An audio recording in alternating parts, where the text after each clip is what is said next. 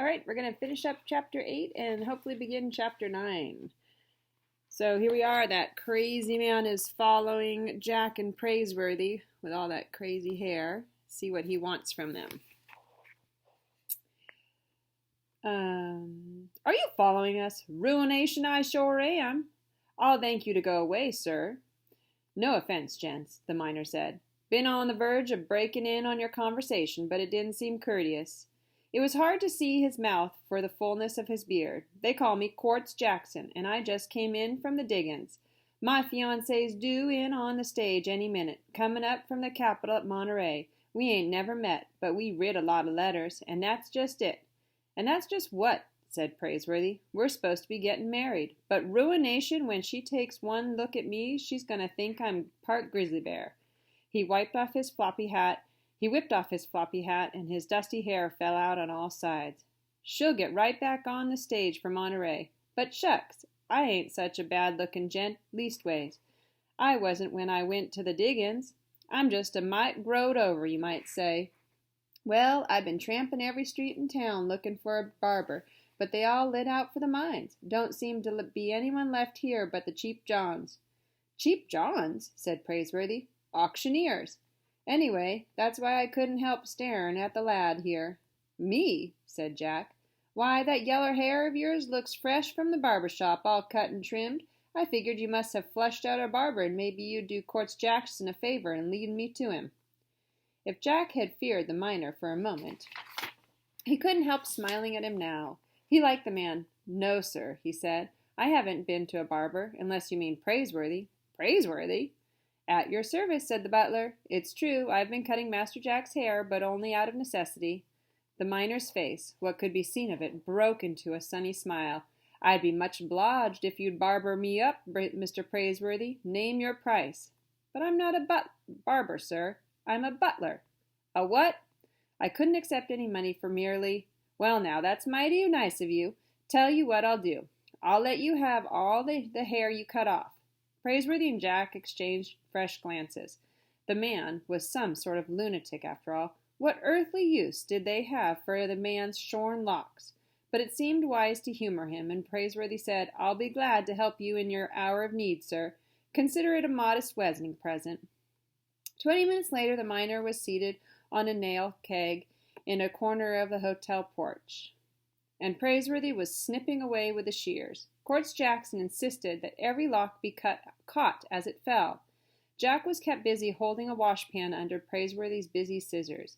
It worried him that time was wasting and they were yet to make their boat fare. But he knew it would have been impossible for Praisworthy to turn his back on a gentleman in distress, even a peculiar miner like Mr. Quartz Jackson. My, ain't the town growed, though, said the miner. Must be all the 4,000 or 5,000 folks in the place. You gents figured on going to the diggins? We do indeed, said Praisworthy. I come from Hangtown. The boys have been locating a good lot of color up that way. Color? The yeller stuff, gold. If you got up Hangtown way, tell 'em your friend Quartz Jackson. Tell 'em I'll be coming home with my bride in a couple of weeks. Sure is nice of you to shear me this way. Would you mind trimming the beard while you're at it? Always itching, and I can hardly find my mouth to spit with. Jack, young Jack, a bit of the sideburn is getting away in the breeze. Wouldn't want you to lose any. Yes, sir, said Jack, catching the lock of hair. Quartz Jackson's face began to appear, snip by snip, like a statue being chipped out of stone. When Praisworthy had finished, the miner turned to look at himself in the hotel window pane, and he almost jumped out of his jackboots. By the great horn spoon, he said. Is that me? Quartz Jackson was obviously pleased. Why, I forgot I was so young. Quartz Jackson was a fine-looking gent at that, Jack thought. He had good teeth and an easy smile. Except for his revolver, his horn spoon, and his red flannel shirt, he hardly seemed the same man. But what did he expect them to do with the hair cuttings? Stuff a mattress? Your fiancé will be very pleased, smiled Praisworthy. Our congratulations on your forthcoming marriage, sir.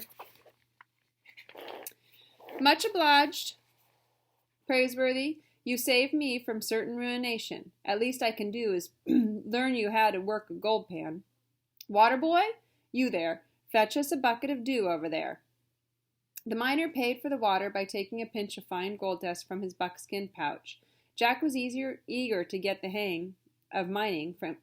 Sorry, Jack was eager to get the hang of mining, and Quartz Jackson, peculiar or not, was clearly an expert.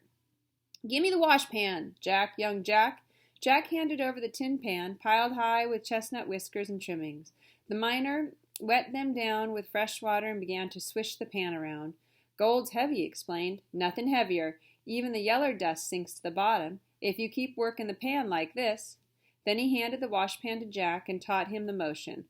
The water turned brown from the dirt and mud that had gathered in Quartz Jackson's whiskers and hair. Finally, he poured off everything but a thin residue at the bottom of the pan. Jack's eyes opened like blossoms. "Gold dust!" "Why, look there!" the miner roared with laughter. The boys panned himself some color. I figured I'd scratched enough pay dirt into my beer to assay out about $14 an ounce. Since I give you the whiskers and all, the gold is yours. Jack had never known a more exciting moment in his life. The grains of dust sparkled like yellow fire, and there was even a flake or two.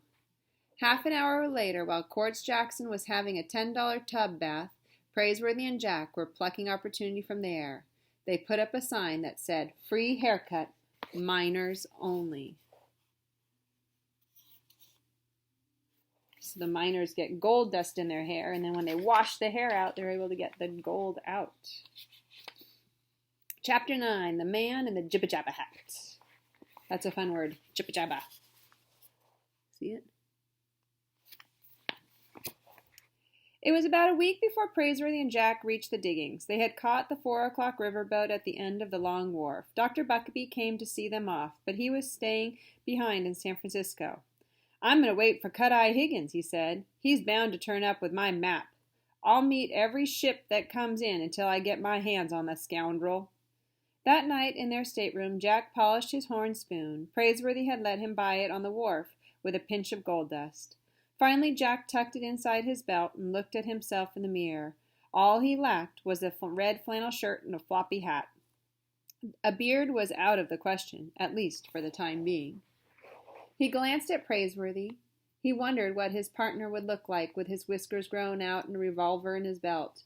Praisworthy was as tall as Quartz Jackson and as straight as an awning post. There were even sun creases forming in the corners of his eyes. Yes, sir, Jack thought, Praisworthy would make a fine-looking gent. Their adventure in barbering had paid expenses nicely. There was gold dust left over, and Praisworthy had poured it into the little finger of his left white glove for safekeeping.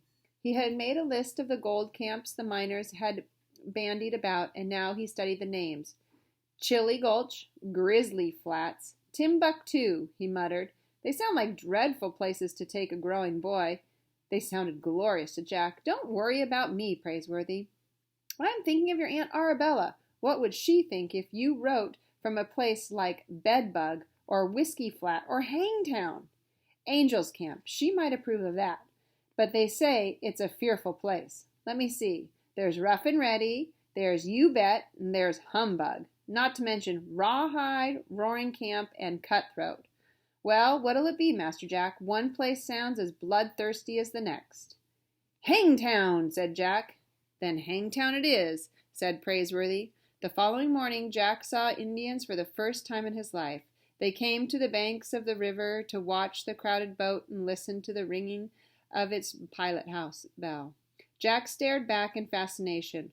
Wouldn't his sisters Constance and Sarah be frightened? But that night, when the flat-bottomed riverboat got stuck on a sandbar, Jack felt a little uneasy himself. What if the savages came aboard when the passengers were asleep and helped themselves to a few scalps? Dun, dun, dun, dun. All right. Have a good day. Don't forget to answer the questions.